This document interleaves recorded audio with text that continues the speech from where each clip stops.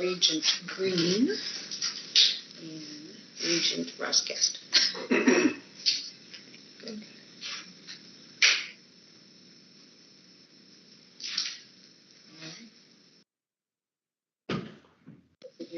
Yes. Hello. Hello.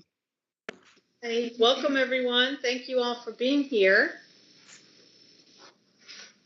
What you see on the screen is our first order of business. So it is 3:34 p.m. on March 15th of 2022, and I will call the KCTCS Board of Regents Audit Committee meeting. I'll do that. And ask the Honorable Pam Duncan to please call the roll. Okay.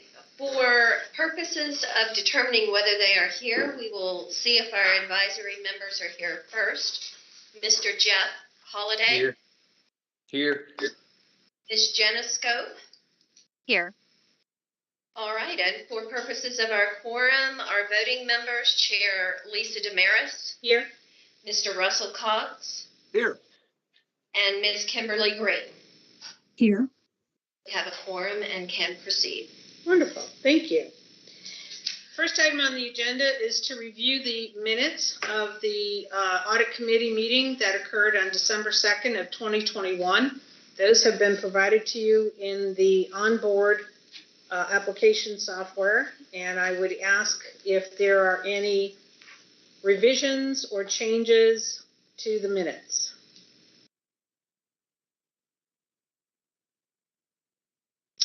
Hearing none, I believe we can declare the minutes approved. Yes. Without having to do a roll call. Thank you. The next item is an update from the contracted firm that KCTCS has hired to perform internal audit work. And so I'm going to hand this over to Mr. Lance Mann, who is going to provide an update to this committee. Hi, Lance. You'll be over there so I can drive the PowerPoint? That would be excellent, yeah. Are you saying I'm a bad driver, Lance? Well, I gotta go quickly. I hate to say next 30 times. Yeah, there you go. All right. Well, good afternoon, everybody. My name is Lance Mann. I'm a director with Dean Dorton. Also serve as the KCTCS Internal Audit Director. For those of you who weren't at the last meeting, KCTCS decided to outsource its internal audit to Dean Dorton. And what that brings is a variety of skill sets that you may not get if you have employed internal audit staff here. When you have employed staff, you have the expertise of those 1, 2, 3, or 4 individuals. And when you outsource to a firm like Dean Dorton, you get the expertise of the entire firm. And you'll see that sort of in the report that we have here for you today and the skill sets that we brought. If you have questions, please ask them as I go through it. I don't need to be super formal and wait till the end. So please just ask questions as we go through it. Right. So I'm going to skip the table of contents and go right here to walk through. Wait a minute. All right. So these are the audits we performed during this quarter. We did a return to Title IV funds review. I will explain that when we get there for those who don't really understand the student financial aid process, but it's a very technical topic within the higher education space. We did a procurement card activity audit. We did a bank reconciliation audit. Vendor procurement process and document review, making sure that you've got the appropriate documentation from vendors. We went and did a business office audit over Southeast Kentucky Community and Technical College. In the IT space, we did auditing over network monitoring, malware detection, and vulnerability scan. Also, as a part of every quarter of audits, we come through and do a follow-up on prior audit findings we may have had to make sure that management is following up as they're supposed to. In terms of, Yes, Lance, before you continue, I wanted to just let the committee know, because I was remiss in doing this earlier. President Zarapata is not here with us today, and that is because he has been called to meet with one of our legislators.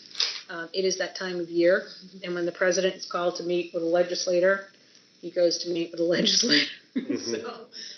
So just for our folks who are on the teams, that is why Dr. Zarapata is not here. Thank you. Thanks, Lisa.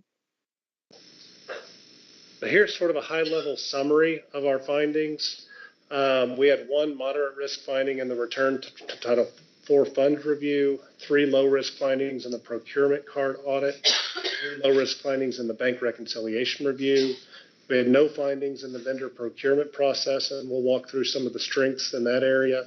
We had 2 low-risk findings in the Southeast Kentucky business office audit, and then in the IT audits, 1 moderate risk issue and 3 low-risk issues. So return to Title IV funds is a process by which you report things to the federal government and to the student about if they're attending school and making appropriate progress in their school. So for a student to receive student financial aid, they actually have to come to class, which is a positive thing. When KCTCS learns that a student is no longer coming to class or has withdrawn, you're required to make certain notifications to the students and the parents, and you're required to do that within a certain number of days. It is something that your external auditor tests when they do your student financial aid audit, and it is arguably the most complicated thing that we come across in student financial aid.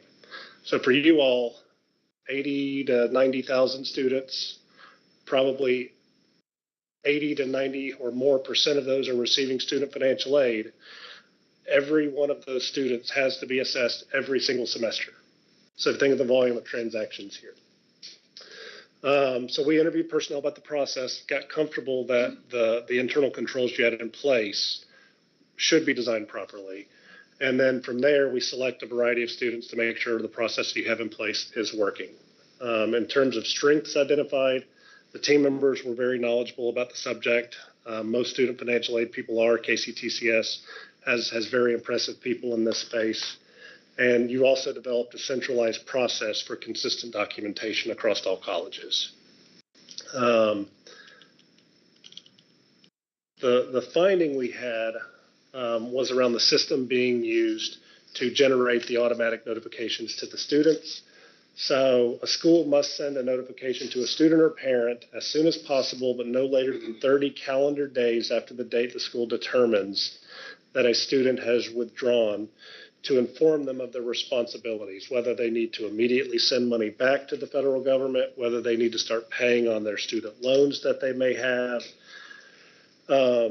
And KCTCS uses one contact. To avoid having contact with a student multiple times, they use one contact to notify them of all 4 of these bullet points. Unfortunately, in the time period we were testing, there was a breakdown in the technology that's used to do those automatic notifications.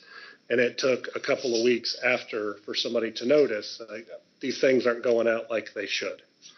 So our finding in a sample of 60 students, 8 students were not provided with written notifications within 30 days. They ranged in tardiness between 6 and 27 days.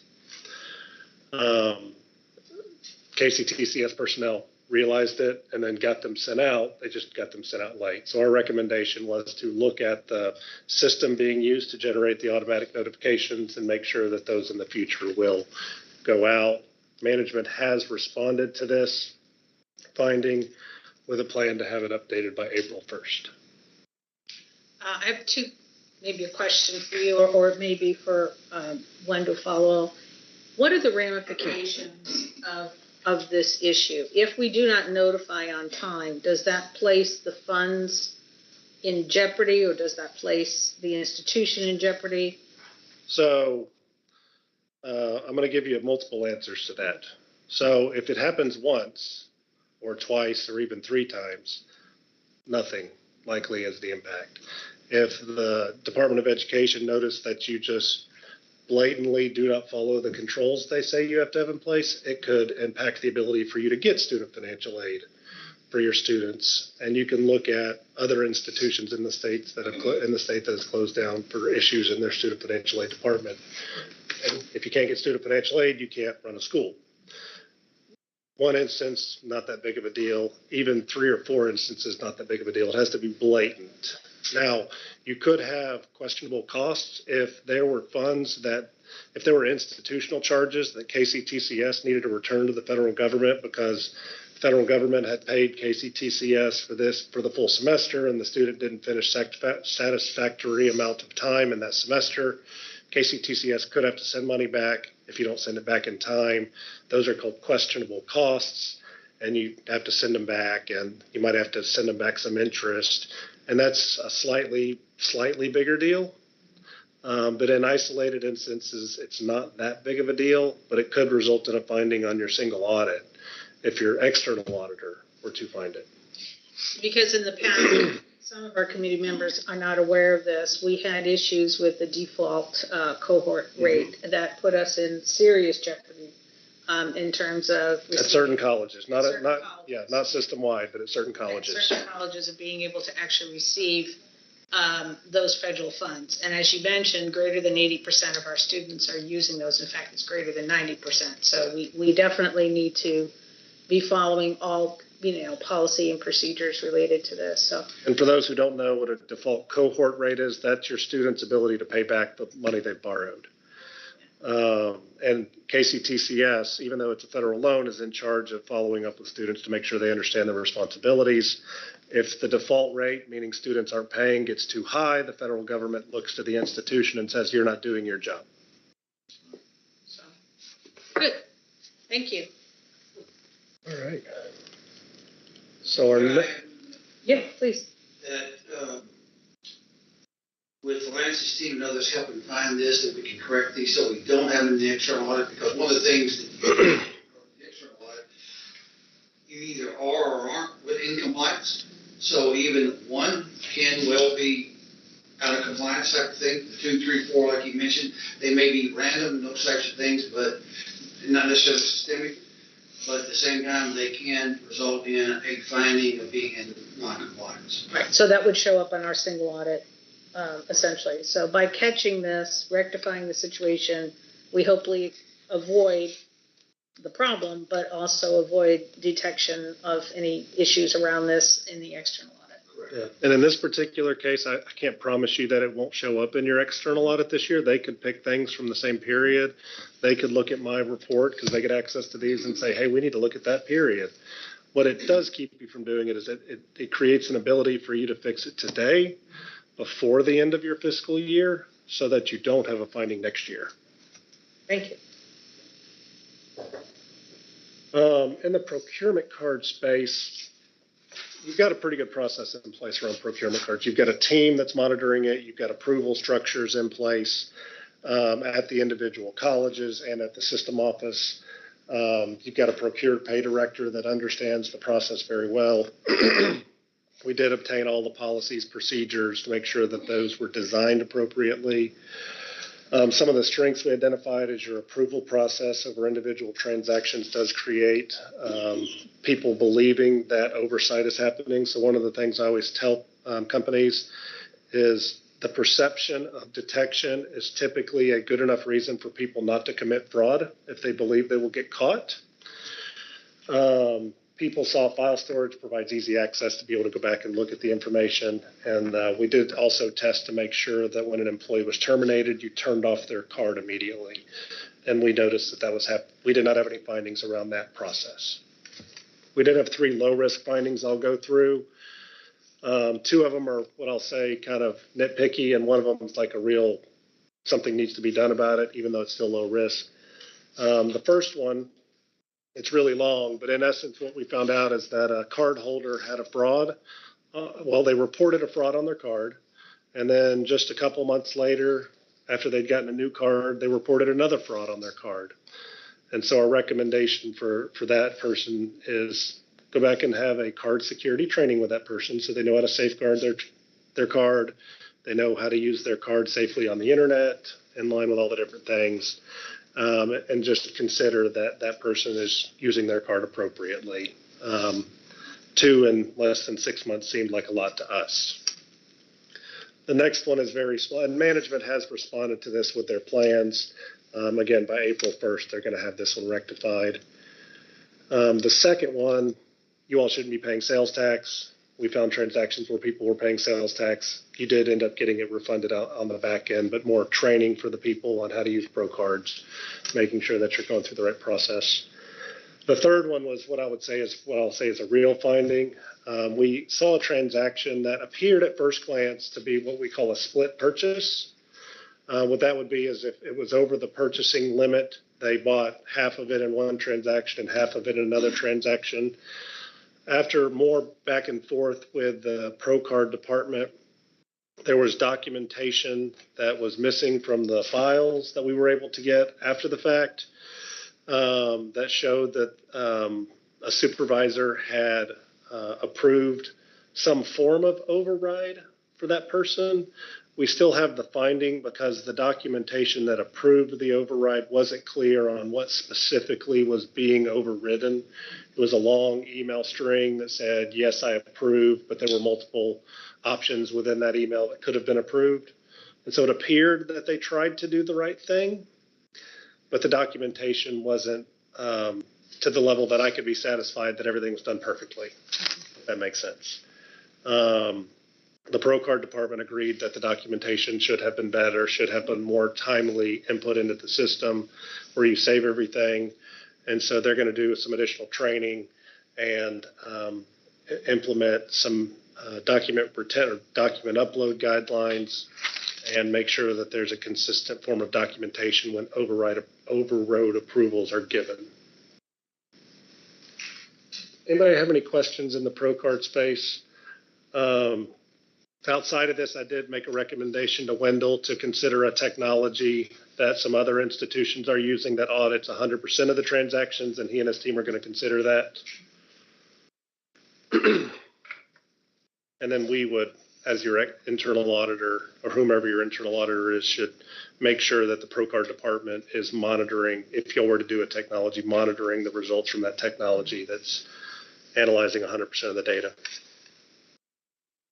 And you may not have looked at this, but just one question that I had was administratively, how does a person get their limit increased? So in this case, they email their supervisor and ask, give them all the facts as to why I need it. I need this item from, in this particular case, from Amazon. I've determined that Amazon is the lowest price with the one that has it most readily available for this product. Amazon won't allow us to get a quote for items under $10,000. So this person did a screen print, but if it's over $10,000, Amazon will give you a formal quote in an email. And so they attached all of that to their supervisor, who then who sent it to the procure to pay director to get that approval. Okay, all right. I've seen automated systems where a person within the institution is in charge of allowing maybe a temporary increase in limit for somebody, and then it lasts for a certain amount of time, and then it goes back down. Is that the software you were talking about? Yes. Yeah, okay. Yeah. Those are really helpful. We do that now. Let's say that usually the card limit is $5,000 for a single transaction. So if there's something that's, $6,000, but rather than do a requisition for that, then you would request through Procurement Card with the system office, Becca's office, and that's in Stony Peters. She would, based upon whatever information, documentation submit there, either approve it or deny it, and then they would basically raise your card limits up for 24 hours, whatever else you make that, they automatically go back down. So there is approvals. Otherwise, it would bounce off and do the same thing with CBD code in that sense, go the merchant category code, the MCC code, depends on what it is. Sometimes we have things that we can purchase, but they won't go through because the merchant has categorized him or herself as something that we don't approve. Category, yeah. Okay, great. Thank you.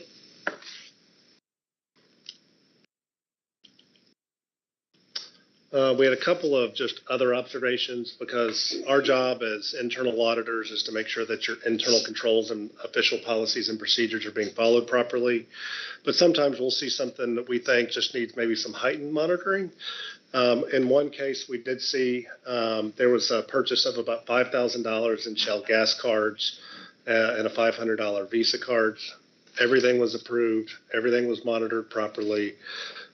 Your Pro Card policy does not limit the ability of individuals to purchase gift cards. It does limit your ability to buy certain other things. Our recommendation here is to just make sure you've gotten heightened monitoring when there's gift cards being purchased. That's by far the easiest way to commit fraud in a Pro Card setting. I've seen it happen at 3 Kentucky-based higher education institutions where tens or hundreds of thousands of dollars are stolen from the institution by use of Pro Cards, and they're doing it by buying gift cards. And so my recommendation, however management wants to consider it, was to just make sure you have documented procedures around how gift cards are monitored. It's in the top 5 email scams too. Yeah. That's pretty much what people do is they email and say, give me the card because I'm going to buy gift cards. So, yeah. And then we've got we just referenced another finding we have here in the Southeast Kentucky audit, and I'll go through that when we get to that audit. Next area was on bank reconciliations. KCTCS has a significant number of bank accounts because you make sure that you have bank accounts in each of the communities in which you have campuses. And so another area of concealing fraud or things is having things on bank reconciliations that really shouldn't be there, old things that shouldn't be there. And so we did an audit. It hasn't been audited in a while to make sure that you're doing bank recs in a timely manner.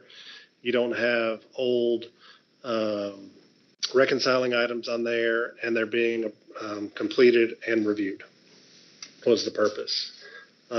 System office employees are very knowledgeable and responsive to all of our audit requests.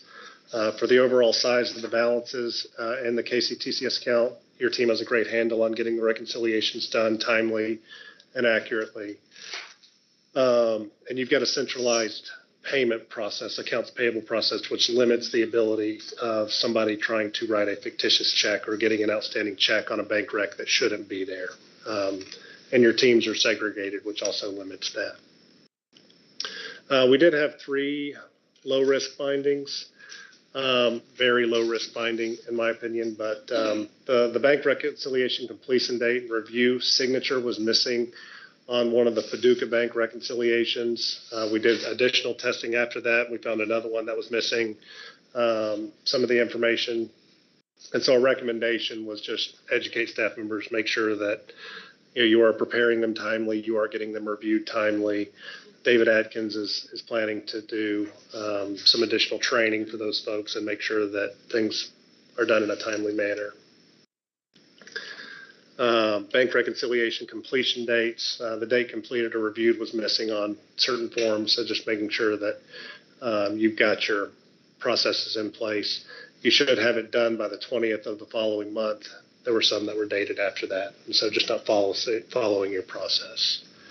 So again, our recommendation is to just go through your policies and procedures with the people doing bank recs and making sure they understand their duties. David Atkins and his team plan to have that done by the end of this month. And then our third one relates to your current policy is that bank accounts outside of the system office bank account need to transfer money back to the home office account, so to speak, once those accounts get to $5,000 or more. They don't want more than $5,000 outside of the system office account. And we found 11 of the 25 we tested had more than $5,000. KCTCS is going to do multiple things in this case. One, I think they've been considering raising that limit. Right, for some time. Some of this was over the holiday time period too, when institutional closed, and they just hadn't been transferred. So we'll monitor that a little closer, and also raising them. Been at 5,000 for years. So there's some. We've talked about it for a long time, making that a little bit bigger, 10,000, because it does become an issue you get checks and things over the holidays, and then, you know, getting those transferred, and then somebody here or there to sweep back to the central depository. So they're going to increase the limit to 10,000 or work to get approval to increase the limit to 10,000 and do more training for the people. Is there any opportunity here for automation so that, you know, there could be an automatic sweep? Yes and no.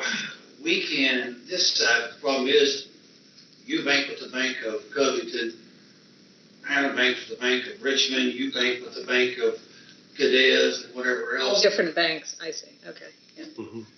And it's mostly community banks who have fewer technology options. So some of it is manual.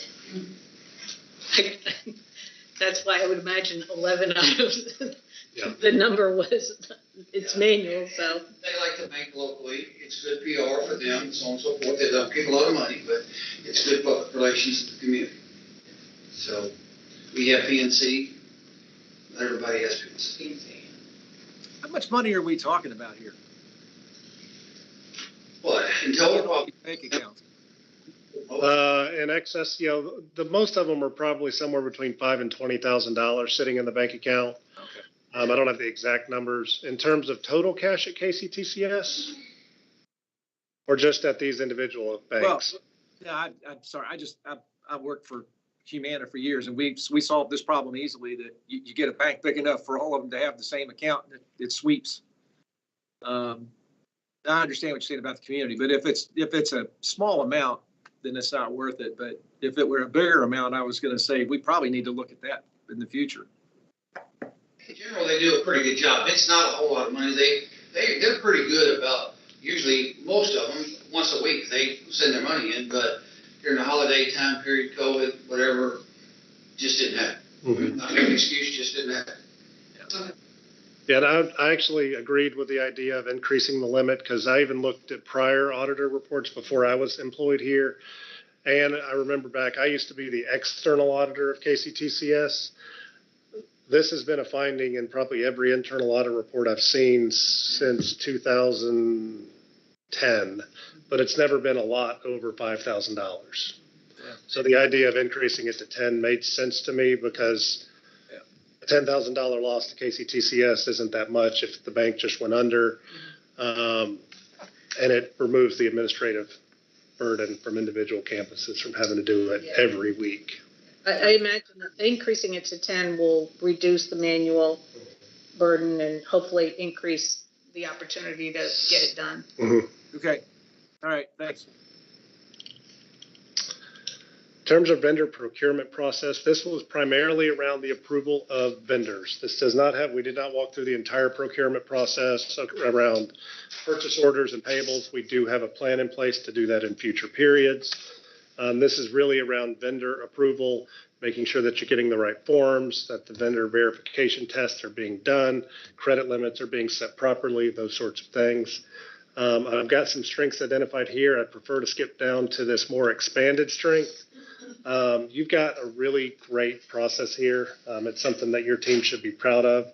The internal controls are solid. You've got quite a bit of automation in there, but automation complemented with human interaction. That's going back and checking it. PNC's also verifying banking information.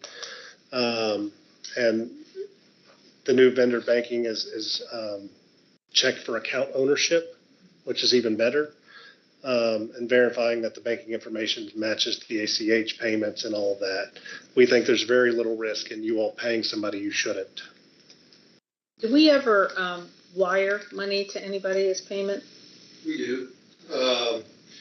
Sometimes particular contracts with the bonds, things of that nature, you know, they ask for a wire. So I imagine we have both automated and manual controls around that. That seems to be an area. If you have a token, you gotta be able to, you know, certain controls, gates you gotta go through. Right, okay. I think wires require 2 approvals with tokens. Okay. And I think they're cell phone tokens now. Yes, you have to verify who you are and respond, and then the next level. Another area of recent vulnerability. Because if you send a wire, it's gone. It's gone. It not coming back. Next, we did a Southeast Kentucky Community and Technical College audit. If you've not visited that campus, I highly encourage you to. It's a beautiful drive down there. Actually built in a crater, which is kind of cool. So we went down, we interviewed the president, the chief business officer, and some of the team, walked through their key processes around bank reconciliations, pro cards, fixed asset management, cash controls, the things that they can control on the campus. Spent most of our time in Middlesboro to examine their process there. That's where the key business officers are. Staff seemed very knowledgeable. Handling of physical cash was limited, but staff were knowledgeable about the controls in place. Cash accounts were reconciled timely. Money was being swept appropriately over the times they should have been. In terms of findings, I believe we have 2 findings here. We did notice on their pro cards, we didn't notice any inappropriate transactions, but we noticed that when they went and coded their transactions to the general ledger, they weren't following the right account code for what the transaction should have gone to. And so that leads to a transaction being misclassified in your financial statements. So recommended additional training and making sure the person had the most up-to-date account code listing for how they should be charging their stuff. And then secondly, Southeast provides a cash handling manual to its employees.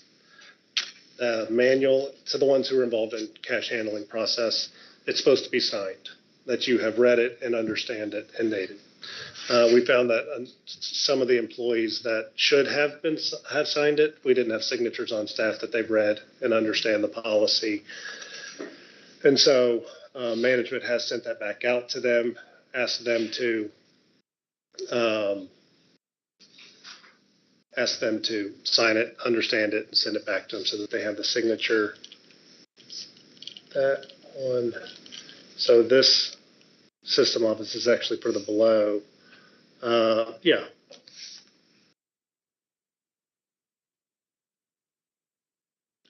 This one's actually for the above one. I apologize. I need to move that in an updated one.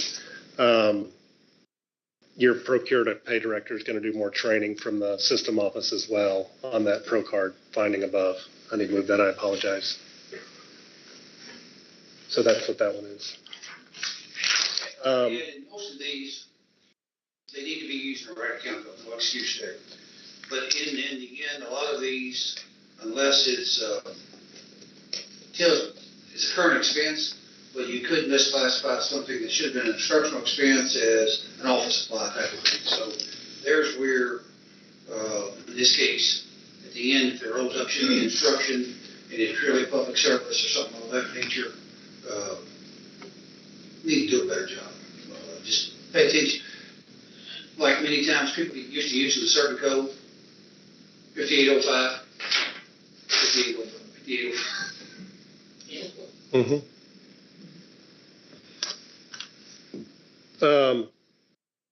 We did notice that Southeast has a small team.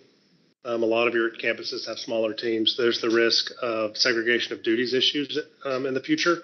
We don't have any findings related to it. It's just an observation that you have a very small team. If somebody were to go out sick for an extended period of time, if somebody were to get hurt, if somebody were to quit, you would have segregation of duties issues at that point. You don't have a lot of backups. You don't have a lot of cross-training in that space. And so just one of the things we recommend is whether it's in between multiple campuses or in between multiple colleges, trying to make sure you have backups and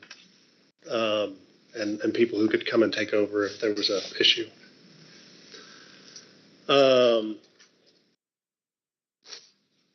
There's not a trained backup on doing bank recs. So if that person's out, somebody else is going to need to step in and take over bank recs in that space. We also went back, Southeast was audited before we were employed, either last year or the year before. We did go back and follow up on the findings that your prior auditor had, and they cleared both of the findings. One was around capital asset inventory and tagging. We did walk around, make sure there was evidence of tagging taking place, and that the ones we looked at had tags on them. And then in past histories, you had missing signatures or approvals on bank reconciliations and BA 25 forms. BA-25 forms is a form for out-of-state travel. And so you do have signatures on those now when you need them. Any questions on Southeast? Online? Finally, IT network monitoring, malware detection, vulnerability, and penetration testing. So for those online who may not remember, we put together a comprehensive year-long IT testing plan. And so every quarter, you're going to see some different IT tests performed. Next quarter, you're actually going to see 4 of them done. So next quarter is heavy in the IT space. But for higher education, your two biggest risks is student financial aid and information technology and data security. Russ would say IT is probably one of his biggest risks too in his area. And so I'm going through a bad problem right now. We were hit. Of our facility. So yeah, it's raw. Well, to give you an idea of what can happen in an IT space, which is why we do some of this test, is there's a Kentucky hospital that is not a client of mine, but Taylor Regional Hospital was hit. Didn't have phone or email for a month. Yeah. I'm sorry, Russ. Yeah, thanks. I'll tell you this. We were worried as an industry that people wouldn't adapt to an electronic medical record. Well, trust me, they adapted, because when you have to go manual, it's a nightmare for people. I mean, patients coming in saying, what do you mean you're asking me these questions? It's in my record. Or what do you mean you need my insurance card? It's in my record. So when you have to go manual, it is a nightmare. And Taylor had to go to paper-based. Yeah, we did too. Yeah. I'm sorry for your doctors too. And with it, we interviewed the key personnel. We do that with all of our tests. I reviewed your network monitoring configurations, tested to ensure the devices on the network are configured in the monitoring tools, reviewed your malware detection configurations to make sure each individual device. So most of the time, institutions are really good at updating their servers and their computers and their phone systems. It's the ancillary devices, which is how people get in. It's a printer. It's, a device like this or something that can get hacked that's now connected into your network. And so we make sure each and every device that could be connected is running the right up-to-date software. So you may see what sounds like, well, that sounds like a weird finding. Well, it's connected to your network and it didn't have the right patch on it. And reviewed previously vulnerability scans to make sure that when you're doing it, when you're remediating things that come across from a vulnerability scan perspective. You are performing lots of vulnerability scans. You do have a sophisticated IT team here, and they do a good job. Before I get into the findings, just know my IT team has never done an audit at any organization of any size and not had a finding. So you can do the best you can. You can always do this. And so you do have a centrally managed malware detection software to ensure configurations are applied consistently. So we have 3 findings. One of them is a moderate risk finding. It's in Owensboro. They did not have processes in place to review network monitoring systems or endpoints malware protection status. KCTCS does have tools in place, but Owensboro wasn't using it. So proactive network security monitoring can lead to an identification of an issue before it plagues across the rest of the network, as in short.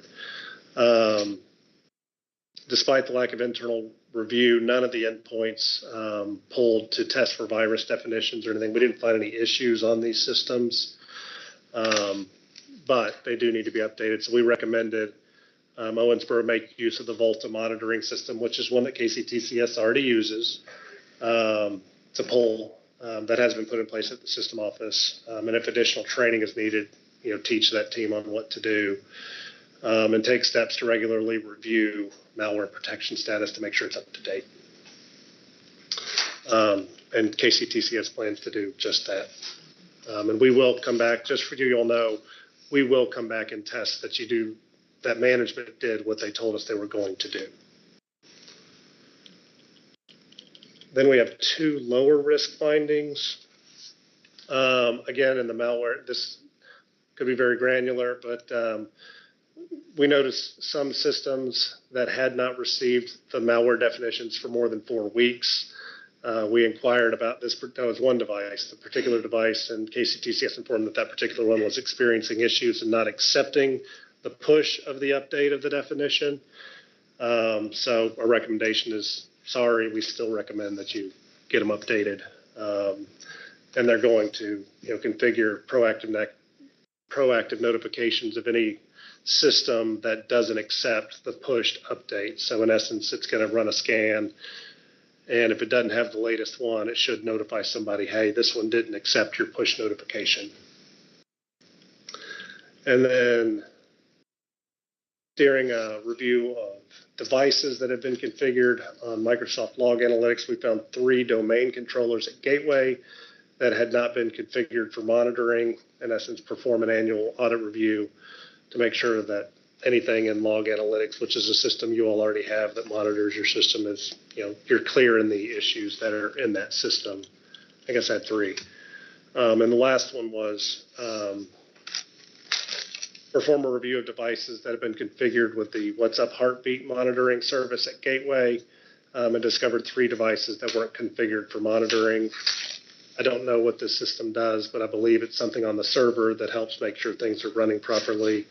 This What's Up Heartbeat monitoring system, my IT guy can tell you, we're out of my world when we get into that granular of data. It's very simply stating across that network, is everything still alive? That's why it's called Heartbeat. Are you still alive? Are you still alive? And it sends an alert if there's no heartbeat. It says something's potentially dead. Let's go. So there were 3 devices not receiving that. Not receiving that. Yeah. And so, which means you wouldn't know if they died. Right. So, and they could be important. And so they're going to make sure those 3 get configured to receive that notification. So before I go into the follow-up on prior action plans, does anybody have any questions? Hey, I've got just a quick question on back to the IT. Did you mention, or can anybody answer for me? Do we do any sort of educational programs around phishing where we actually put stuff out there to see if people hit on those links and then it turns into an educational opportunity? Stealing my thunder. Oh, so KCTCS does it already, and you will notice that we are auditing it next. Okay. I get that there. Cybersecurity awareness and training is on our audit plan next quarter. Okay. Good deal. And unfortunately, there's somebody who typically falls for it. Yep, it's usually in the IT department. That's okay. Which really makes you mad if you're the IT director, just speaking from previous. So what our audit will test is, 1, are you doing the training? 2, are you monitoring that everybody that should be taking the training is taking it? And 3, for those who fail it, are you having remedial training with them? This be what I'll test her before.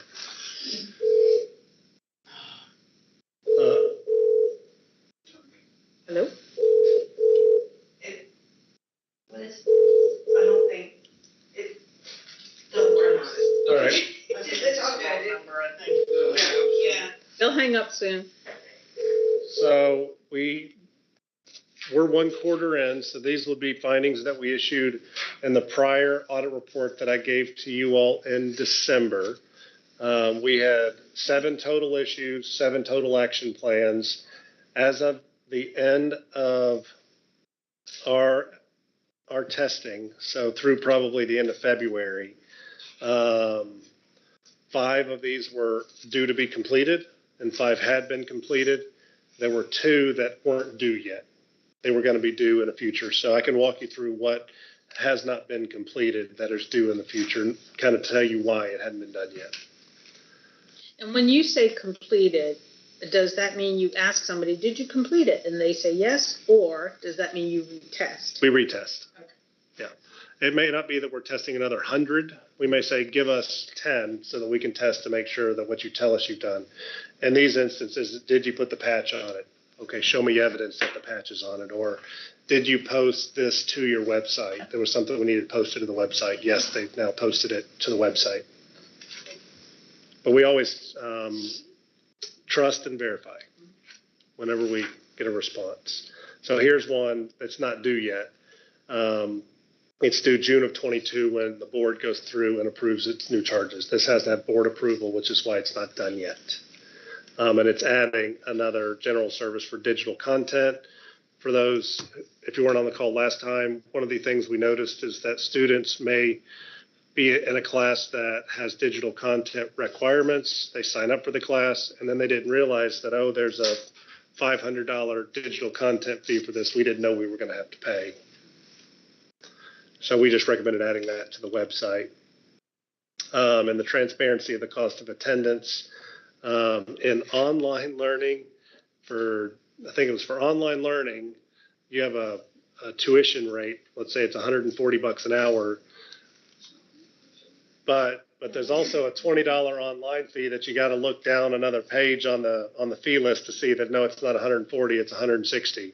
And so we recommended adjusting how they showed online fees on the website. They're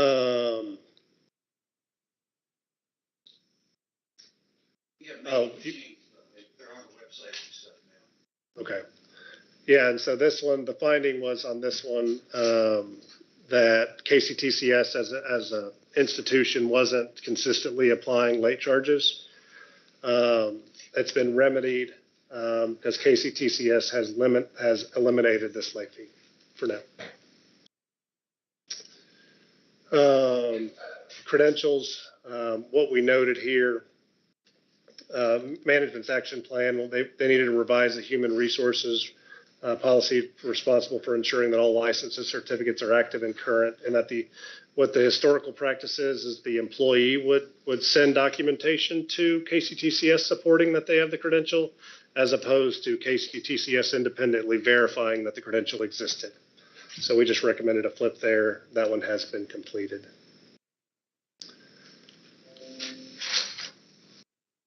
And then finally, well, not finally yet, convert VPN access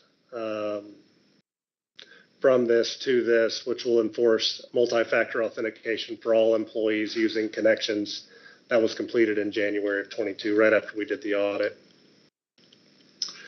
Remote audit access is to create and document a formal VPN request process with approval workflow, and then educate the team on how to use this.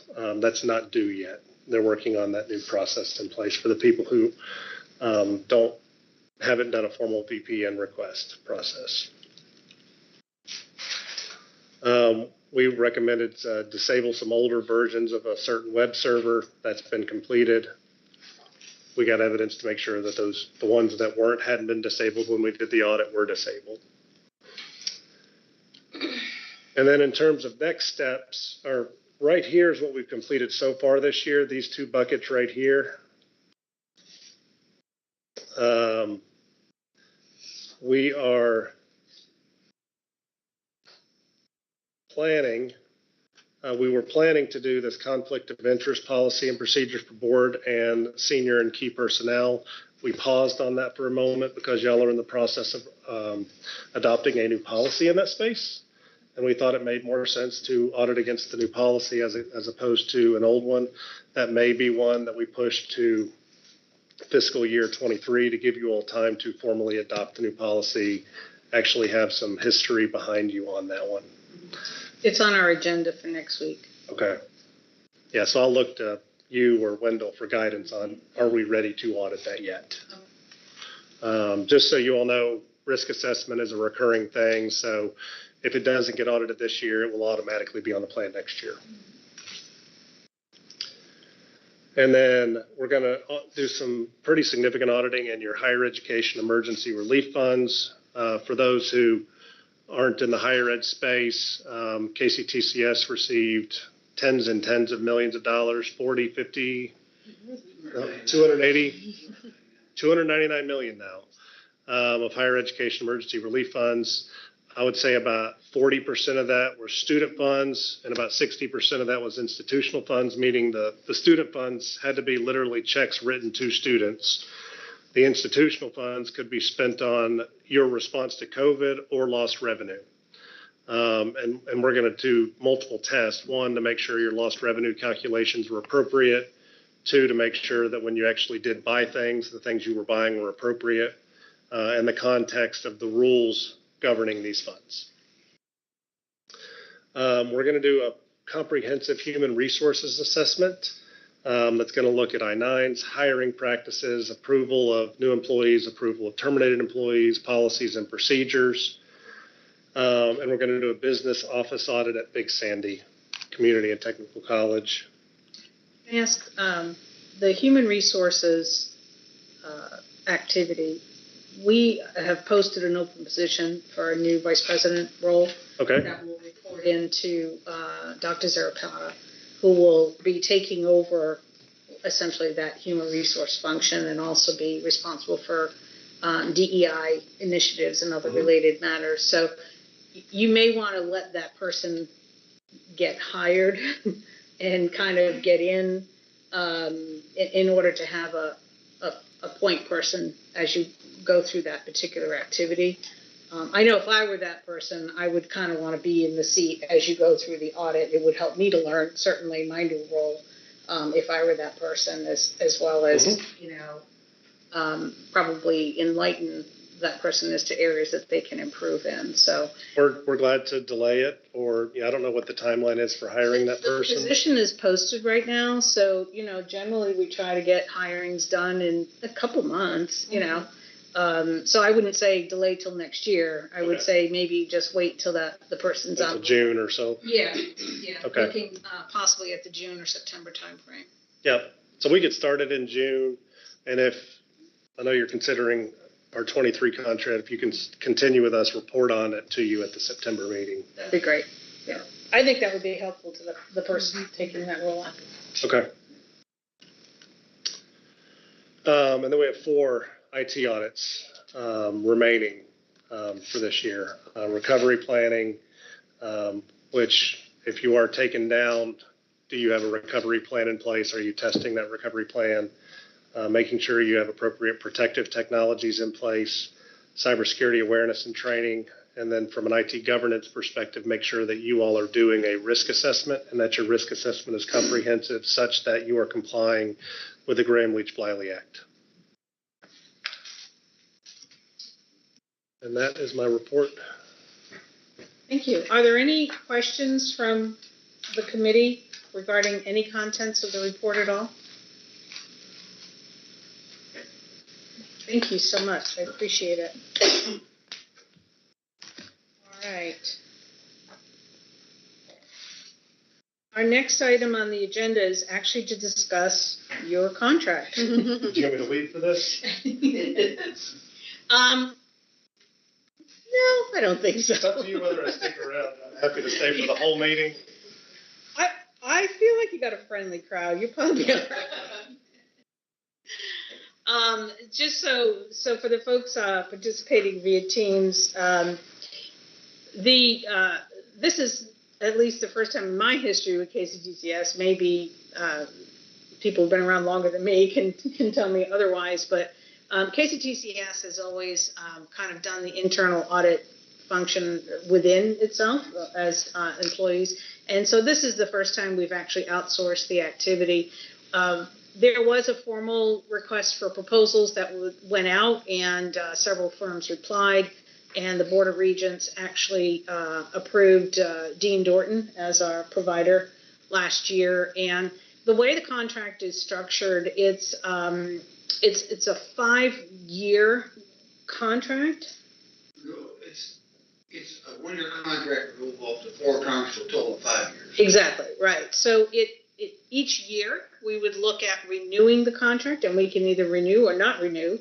But we at least said if we did renew, we would do that up to a maximum of 5-year term, right? And so it is up for renewal at this time. I had looked at the language of the contract prior to our meeting, and I did request a change to that language. I'm just going to read it to the committee so that you're aware of it. General Counsel Duncan as well as Vice President Fowler are both aware of this change. When the original request for proposal was sent out, there was language in attachment A, section 1, that talked about subcontracting of any of this work is not allowable without the express written permission of the Chair of Finance, Human Resources, and Technology Committee of the Board of Regents. Since that committee no longer exists, as of August of last year, the board policy was changed and that committee is no longer in place. I've asked for the language in attachment A, and that is section 1, to be changed to, letting Hannah find it. There we are. For that to be changed to the audit committee of the Board of Regents. Other than that, the only other thing I did not see in the contract was the cost escalation. And so I think we're looking at a 2.5% cost escalation. So the original contract was 300,000. Am I correct? The contract authorities for 300. Right. The actual contract, I got 220. Yeah, I want to say that's right too. Because we built some headroom in there, so to speak. Should they find something, or we need a contract for other services, or you as the board and the audit committee wish to expand their audit in some way beyond the contracted hours, that would allow us to have roughly $80,000 to be able to do that without having to go back to the General Assembly to get approval through the contract and approval committee. Right, and that could happen if something were to happen in the day-to-day processes that the board becomes aware of and then goes to Dean Dorton and says Some special audit done, something done, without having to go back to the contract review committee, that would allow us to have that authority to do that. Okay, and so that flexibility gave us up to the 300,000, right? So we're looking at a 2.5% increase over the current year's contract, which is 220,000 roughly. Right, that and the 220, correct me if I'm wrong, Lance, that range from 1,200 to 1,600 hours, so it may not even be at 220, it could be up to 220. But there's a flexibility of 1,200 to 1,600 hours, depending on how much you all work. So do you anticipate over the next year being within that same range of 1,200 to 1,600 hours, based upon what you know today? Based on what I know today, I would say yes. It's all dependent upon the risk assessment, and then internal audit, along with audit committee, decides the scope of the audit. And the scope of the audit drives the number of hours, which is why I have that range in place. But from what I know today, I would say that's a good range. Okay. So this committee is going to be asked to take action on a recommendation. That recommendation would go to the full Board of Regents. So this committee in and of itself doesn't have the authority to approve a contract. We can make a recommendation to the Board of Regents, and then the Board of Regents would vote on that in their in the regular meeting next week. So who is the lead partner in charge on this with us? Is it you? Mr. Mann was here, yeah. So he is? Yes. And how long have you been lead partner? Well, we've only been doing it for 1 year. Okay, so what is your all's lead on that? How long do you go before you switch out? So it's at the discretion. So as KCTCS is not a governmental, is not a public company, you don't technically have to switch audit directors. I do have 2 internal audit partners 2 to 3 internal audit partners at Dean Dorton, but 2 who specialize in higher ed. We can transition that every number of years, depending on the audit committee and the board's discretion. Yeah. But I've only been here for 1 year. We've rotated up to external every 5 years. That was a previous recommendation by then, the state auditor's office. They since amended that whenever she kind of got a little pushback on that. But we typically, so that we don't get comfortable, whether it be external auditor or in this case internal auditor, be up to the board for that decision. But I would encourage, no offense to Lance and Dean Dorton. Oh yeah. 5 years. Yeah. Okay. I think we ought to put that in. That way they don't get too comfortable. We don't get too comfortable. Everybody, and if somebody a new pair of eyes says something, fine. Yeah, I think we ought to put that in there. I just think it's good practice, regardless of the fact we don't have to. It's still probably best practice. Yeah, and so, Russell, our next item is actually under new business and not officially titled, but we're going to be talking about the charter for this committee. And that's probably what we would put in the charter is procedurally making sure that we go out for RFP at least once every 5 years. Yeah. Thank you. Okay. Are there any other questions?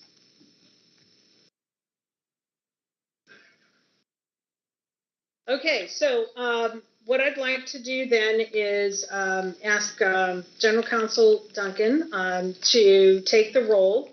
The action would be a recommendation by the KCTCS Audit Committee to recommend to the Board of Regents that KCTCS extend its internal audit firm contract with Dean Dorton for 1 more year. Can I have a motion on that? So moved. Thank you, Russell. Can I have a second, please? Second. Thank you, Jenna. Is that Jenna or Kimberly? I think that was Kim. Yes, Kim. Okay, thank you, Kimberly. All right, can we have a call on that, please? Yes, so Mr. Holliday, before we take the voting members' vote, do you have any advisory advice? Not right now. Maybe when we get talking about the charter, I've got some input that I think we can add. Okay, and Ms. Scope. I guess I would say, since it's going to be the 2nd year of the contract, if management is satisfied in the board at this point with how the contract is going, that I would also recommend a 2nd year. All right. So now I will take the voting members. Chair Damaris. Yes. Mr. Cox. Yes. And Ms. Green. Yes. Vote is unanimous and the motion carries. Thank you. Stay tuned, Lance. We'll see if you stick around through next week. I did have a question. Are you presenting the results of the internal audit report at the board meeting next week, as you did in December? Yeah, I'd like to do it the same way we did before, where you were available. You don't necessarily have to be in Hazard. You don't want to be in Hazard. A little bit of the one on my calendar. Yeah. But I can be available, I believe. Yeah. Depending on the time you'll do it. Yeah. I would have to go look back at the Thursday afternoon. Thursday afternoon is when I'm presenting it. But when are we taking the action, though? There won't be any action on the internal audit. On the contract, I mean. On the contract. Because they need to prove it prior to June. Yeah. Well, we could approve it at June, I guess. It would be at the same time she makes the update. We would just include So the it'll be motion. Thursday afternoon. Thursday Okay. afternoon. All right. You would So make the committee. as long as we have a quorum, we'll be okay. All right. Yes. All right. Okay. All right. We'll do it then. So then Thursday afternoon? Keep me posted. Yeah. We'll I've put. got a board meeting, same one Russ actually has that afternoon. Okay. But I can step out for it. Okay. Yeah. And we'll get you a text or something to let you know, that it's coming up. Yeah. So, okay. Great. Thank you. Glad we worked out those logistics. All right, the next item is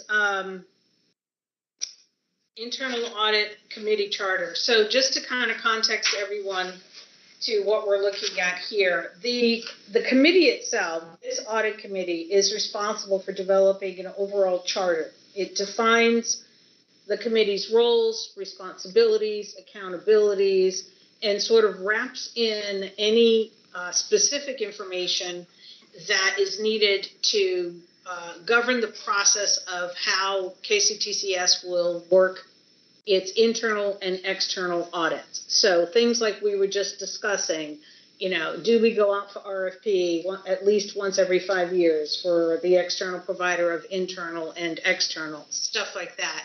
How big is this committee? How long do the folks, Jenna and Jeff, who are in advisory roles, how long do they serve on the committee? All of those kinds of questions need to be written in our charter. We have not yet gotten to the point to do that full charter.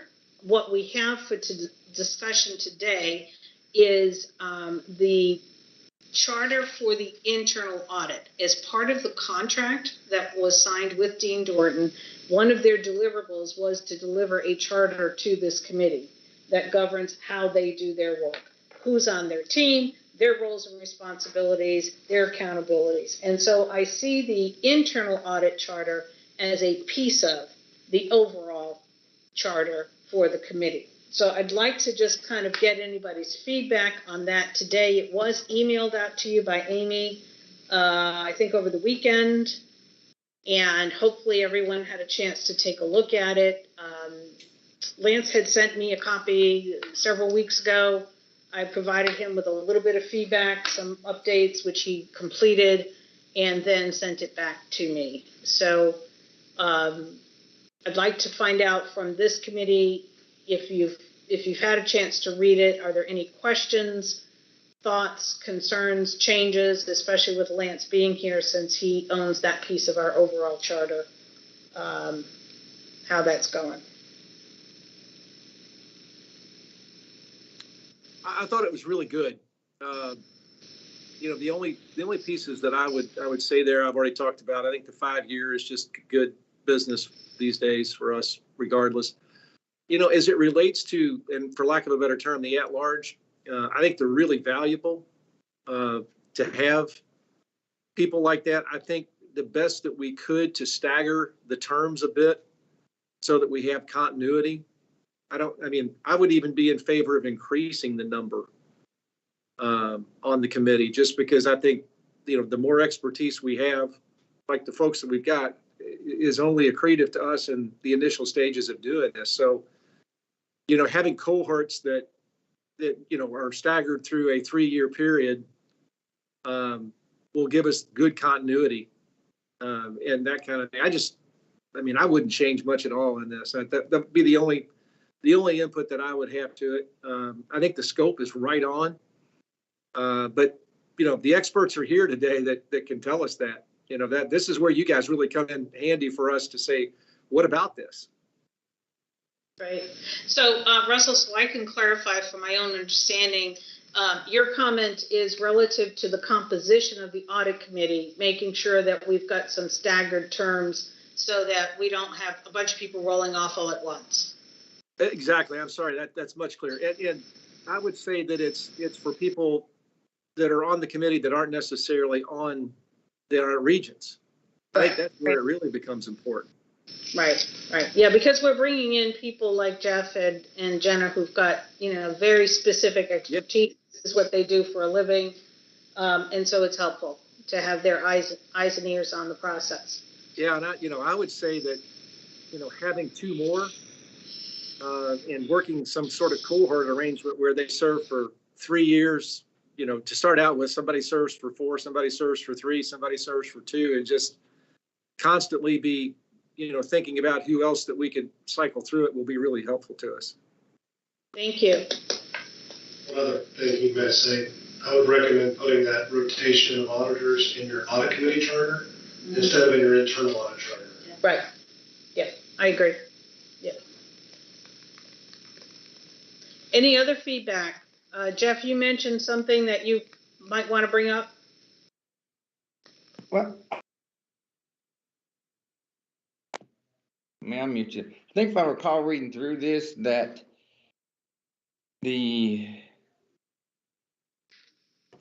there's a audit executive that is selected, or which I would assume would be Dean Dorton in this situation, the chief audit executive. Yes.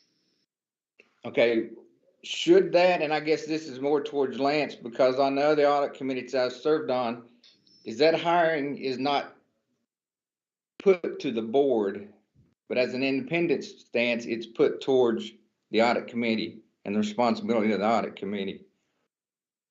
In this particular case, I would say the audit committee makes the recommendation to the board for KCTCS. And then on the 5 years, I guess I'm kind of torn on that, because I think that from an internal standpoint, you have an internal auditor to kind of prevent that gotcha. And I guess I think from an internal audit standpoint, you know, you would want somebody that is comfortable with your entity, but you don't want too much comfort. And I think from as an audit committee member, that if it could be possible that a review of Dean Dorton's work is done by the audit committee members to make sure that we're getting what we're paid for and they're not developing too much of a comfort level. Great. I thank you for that, Jeff. So I think I hear that as a responsibility and accountability of the audit committee to do that work, that we are not only charged with hearing the reports and listening to them and summarizing them for the full board, but we are charged with validating the work that's being done on behalf of the Board of Regents. So thank you. The only thing I would comment from that is, and this is where somewhere Wendell and I disagree, is I actually don't recommend changing firms every 5 years. He does, and I understand the concept of why. I do recommend the RFP every 5 years, 100%, because that makes sure you have the highest quality firm and the best price. And you never know what new firms are going to come into play. I may have been the best firm this time, but some new firm may come into the market between now and then if you like. But I do see 100% value in changing audit partners every 5 years, because I do think you need some continuity on your internal audit team, but I do think you need different mindsets. And so whether it be we have 2 directors on every audit we do at Dean Dorton, even internal audit, so that I have another audit partner approving the audit plan before I can go and execute on the plan. Whether it's switching roles or even bringing somebody else in new, I see a lot of value there without losing the institutional knowledge, because KCTCS is kind of big. So for example, if we were to say we would go out for RFP every 5 years, but every 3 years, the committee might ask you to step out of your role. I'd say 5 would be, no, I would say 5 years would be, so let's say you went out for RFP every 5 years, but you still liked what Dean Dorton put in front, you wanted to hire Dean Dorton again, to ask me for somebody else. Somebody else. Lance step aside, Right. Let me keep our audit manager, but Lance step aside and bring in Jim. So either the committee would accept a proposal from a completely different firm, or if it decided to hire the same firm, at least change out the lead. That's right. The chief, what you call the chief. Audit executive. Audit executive. Okay, I hear you, thank you.